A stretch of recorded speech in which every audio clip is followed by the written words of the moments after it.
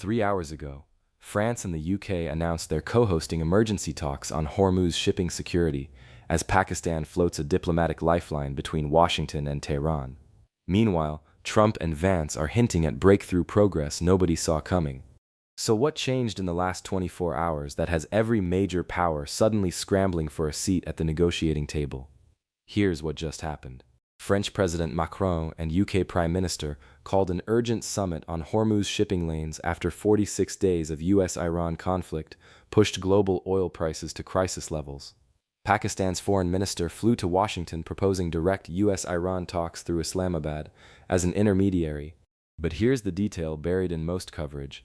Trump and Vance made cryptic statements about significant progress behind closed doors that caught even their own State Department off guard. The timing isn't coincidental.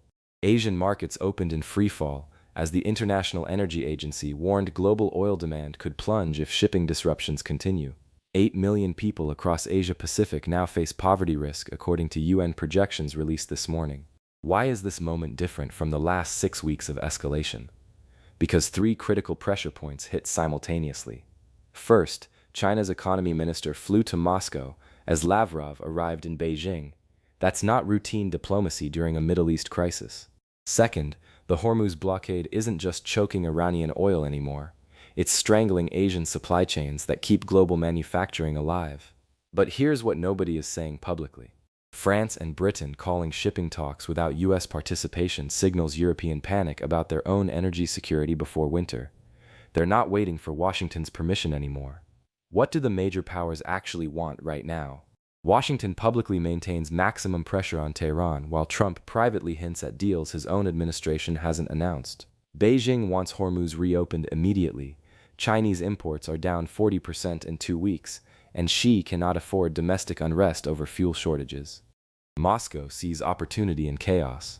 Lavrov's Beijing visit isn't about supporting Iran, it's about positioning Russia as Europe's alternative energy supplier while Middle East oil stays locked up. Meanwhile, European leaders realize they're caught between American blockades and their own citizens facing energy poverty. Pakistan's proposal matters because Islamabad maintains relationships Washington has burned. But India's silence is deafening. Modi's government is calculating whether cheaper Russian oil outweighs traditional US partnership. The global consequences are cascading faster than governments can respond. Asian stock markets lost $800 billion in value this week.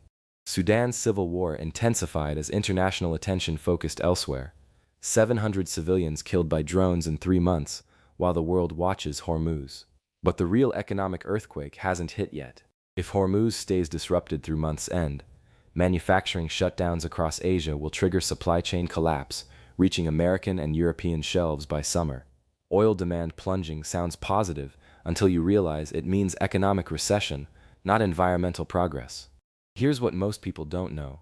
Turkey just experienced its first major spillover incident as a former student opened fire at a high school, reportedly radicalized by Middle East war footage. 16 injured. Regional conflicts don't stay regional anymore. The humanitarian crisis extends beyond battle zones.